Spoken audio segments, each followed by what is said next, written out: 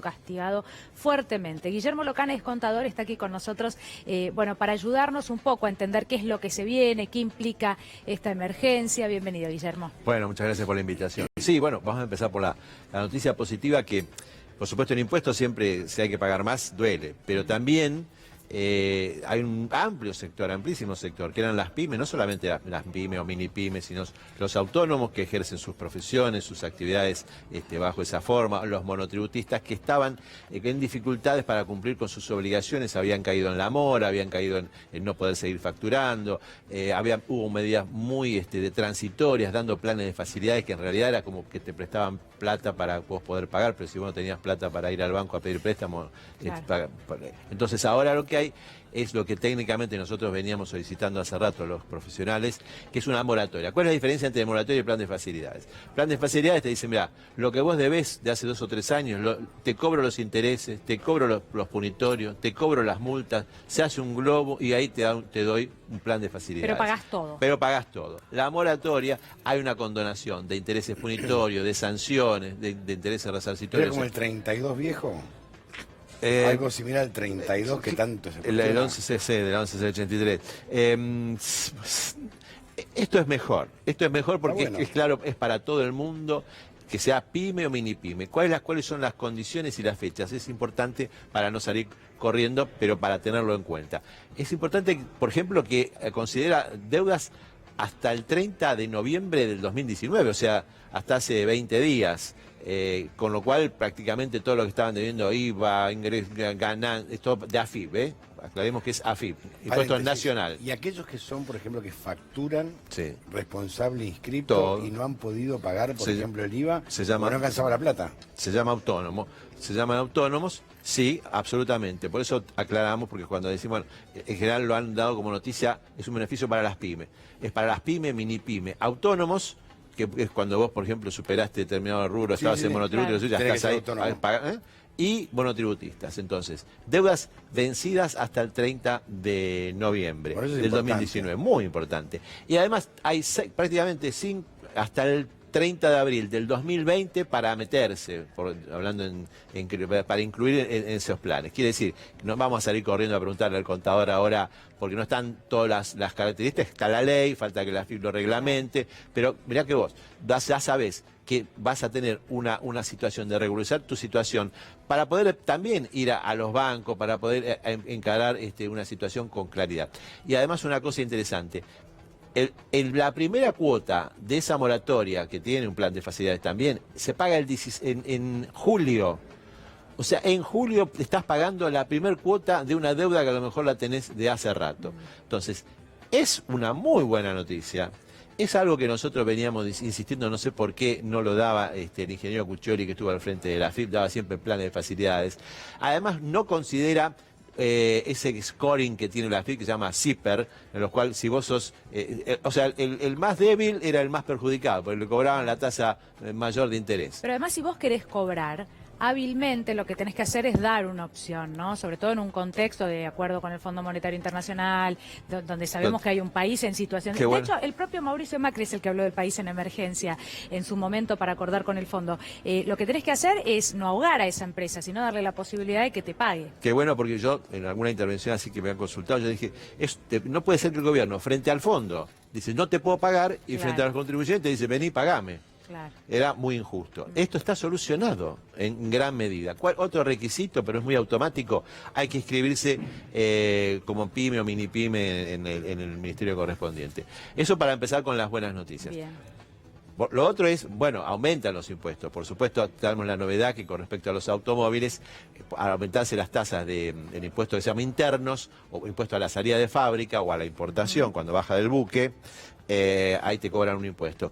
No va a verse en sentido los coches más vendidos, o sea, los más económicos, Claro. los coches que están por debajo del valor de mercado del 1.800.000. 5 modelos de vehículos. Hay 5 modelos, supongo que será el Gol, supongo que será el Fiat, que tiene algún... Claro. Sinceramente no conozco, pero digamos, ahora no puedo definir. Pero son los 5 modelos más vendidos.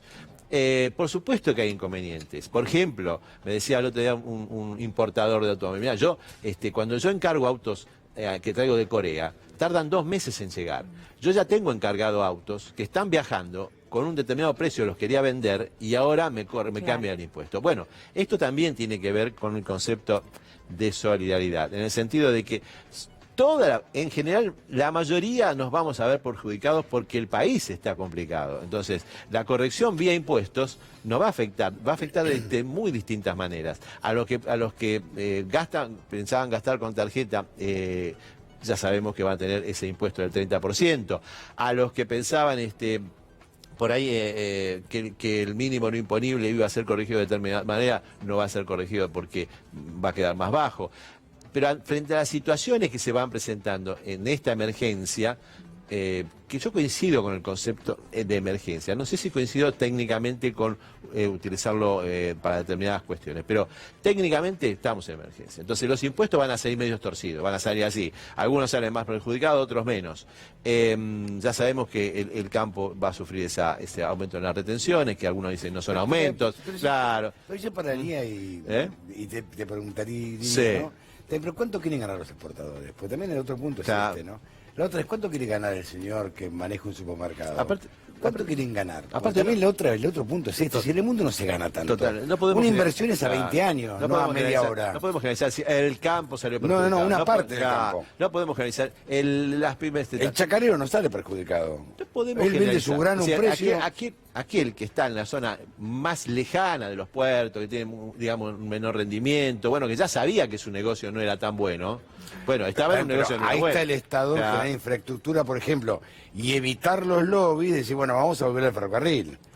Absolutamente. O el transporte por barcaza. Por eso. O sea, veamos una manera. Nos estamos reacomodando. Pero hay que recomodarse una vez por todas. Bienes personales habían mencionado ustedes. Sí, pero además, para terminar con lo de retenciones, aparentemente los pequeños productores, que son los que siempre reclaman, bueno, están amparados. Van a tener una consideración. Claro, hubo una negociación en Van a tener una consideración. Bienes personales que, digamos, es un cuco que por ahí es más cuco que conceptualmente que como recaudatorio, porque no es un impuesto que recauda mucho.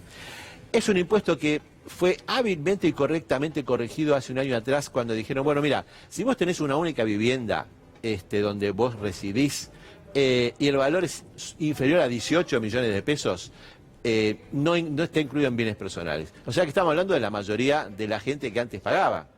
Ahora, si vos tenés 2 viviendas o tenés un campo en tal lado, bueno, te van a incluir eso, por supuesto. ¿Y qué se corrige?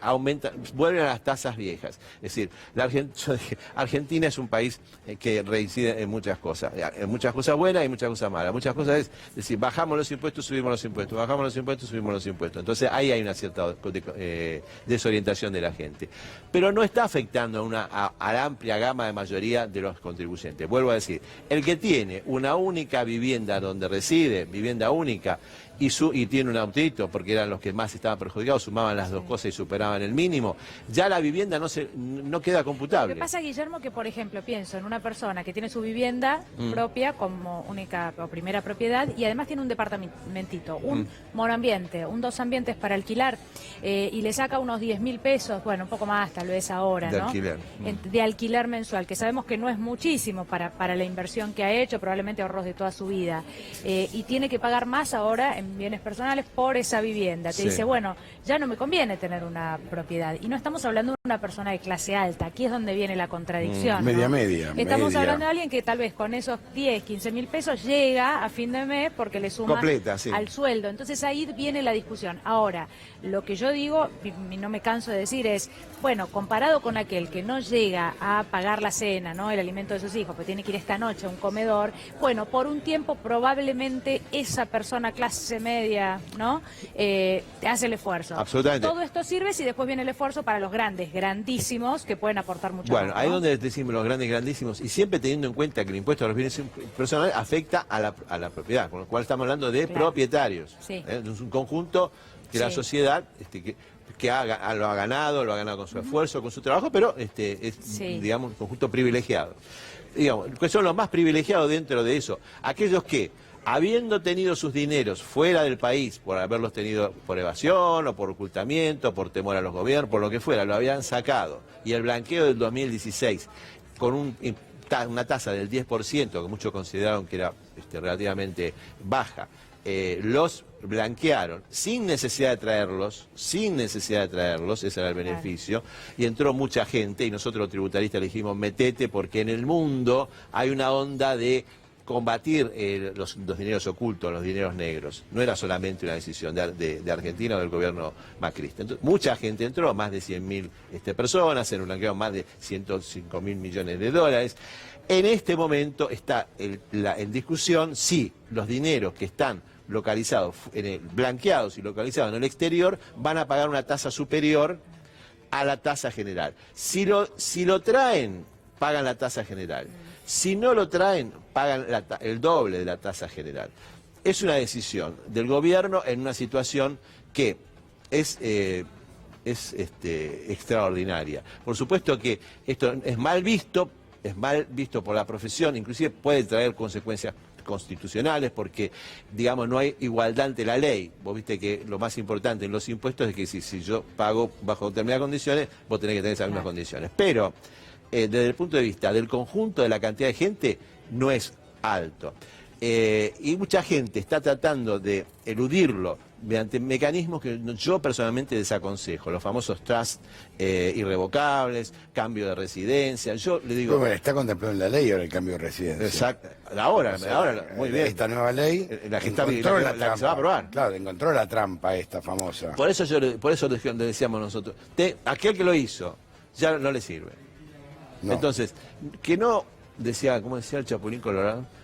Que no pande el cúnico, que no haya tanto pánico. Vamos a bajar un cambio, vamos a ver cómo son las cosas y cómo cómo inciden cada uno, porque si no van a entrar en errores que vos muy bien marcás, de decir, no, yo me voy a vivir, no va. Entonces, tranquilo. El otro problema que tiene la Argentina desde hace décadas es la cantidad de dinero argentino que está afuera. Bueno, sí. Pero es una enorme cantidad. Sí. Hay un mito que hablaba de 400.000 millones de dólares, 200.000 millones de dólares. 200 puede ser bajo y 4 puede ser alto, pero claro, está por ahí. Sí, absolutamente. Pero bueno, ojo que es una decisión importante. Yo creo que cuando se calmen las aguas... ¿Eso sería constitucional o inconstitucional? Grabar dinero sobre la plata que está afuera. Y aquellos que se dieron el blanqueo lo volvieron a sacar. Acá hay una discusión. Yo creo que mucha gente va a ir lo va a pelear. No más vale, lo va a pelear a la justicia. El famoso tema de igualdad ante la ley. Pero digamos, en un país donde los impuestos que te cobra el fisco sobre una propiedad, te cobra el fisco nacional te cobra bienes personales, el fisco provincial te cobra el impuesto provincial y por ahí la municipalidad te cobra. Sí. Entonces, hace rato que la cuestión de la igualdad está difícil y además ante emergencias económicas también los tribunales tienen determinadas soluciones. Por eso digo, bajemos un cambio. Yo no creo que estemos en una situación similar al 2002 para nada. Estamos en una situación difícil. Dejemos que avanzar. Por ejemplo, salió, si no tengo mal entendido, el tema del jubilatorio para las mínimas ha sido corregido en cuanto a los montos que van a quedar fuera del congelamiento. El dólar tarjeta, hay determinados sectores que van a quedar fuera del congelamiento. Sí, más que nada los países limítrofes. Los países limítrofes. Y ya está en estudio, no sé si vos tenés más información, yo sé que estaba en estudio, no considerar los gastos con tarjeta en los países Uruguay, Chile, Paraguay, Bolivia, esos países limítrofes no. Está en estudio. No, estaría aprobada la ley para eso o sea, que no entre dentro del marco de la ley por el convenio que hay del Mercosur. Porque lo que pasa es que también ponían el ejemplo hoy en el Congreso, un micro que sale de acá, que va a Paraguay, ¿no? Y que en realidad no tiene por qué pagar esos impuestos. Pero lo que pasa es que la empresa lo que te va a decir, va a alegar y va a decir, yo me voy a Paraguay. Para volver de Paraguay, mi chofer tiene que cargar combustible allá, pagarlo con tarjeta, por ejemplo. Pero además te digo una cosa, por más que sea una empresa argentina. Nosotros, los que veranean en la costa argentina, necesitan que la costa uruguaya, por decir, sea competencia, porque si no estás atrapado. Claro. Bueno, entonces, pero ahí está el otro problema. El argentino elige afuera porque la costa argentina es más cara que la costa de Brasil, por ejemplo. Entonces, claro. Es mucho más cara. Exacto. Empata con la costa uruguaya. Claro. Entonces, con el 30% ese quedabas en manos de... Y te digo, y te van a aumentar el 30% más en la costa argentina. Entonces, es un tema también de cabeza. Claro, exactamente. De mentalidad. Por eso digo, un poquito de paño frío. Yo sé que estamos en una situación difícil. Los impuestos, vamos a ver cómo repercuten. ¿Vamos a pagar más impuestos? Sí, pero cuando me decían, ¿cuánto va a pagar cada uno más impuestos los argentinos? No sabemos, es difícil de considerar y cada uno va a tener su solución a mano. Yo digo que algunas cosas se están resolviendo bien y otras espero que las resuelvan mejor. Bueno, a ver, toda ley es perfectible. Totalmente. Y toda ley puede tener una ley complementaria, o sea, hay formas de legislar, y también convengamos que es un gobierno, y uno, a ver, puede ser de cualquier signo político, ¿no? Pero asumió hace 10 días, 10 días que asumió. Acordate el lío que había cada vez que se pagaba el aguinaldo y aumentaba impuestos a las ganancias. Me acuerdo, durante años. Se solucionó. Está solucionado. ¿Por qué? Porque aquellos que pagan impuestos por el aguinaldo, en cada mes se le agrega un poquito proporcional al sueldo para calcularle el impuesto y entonces se le retiene un poquito más, pero cuando llega el aguinaldo en junio y en diciembre no lo siente, cobra lo mismo. Claro. Fue una solución inteligente. Confiemos en la solución inteligente.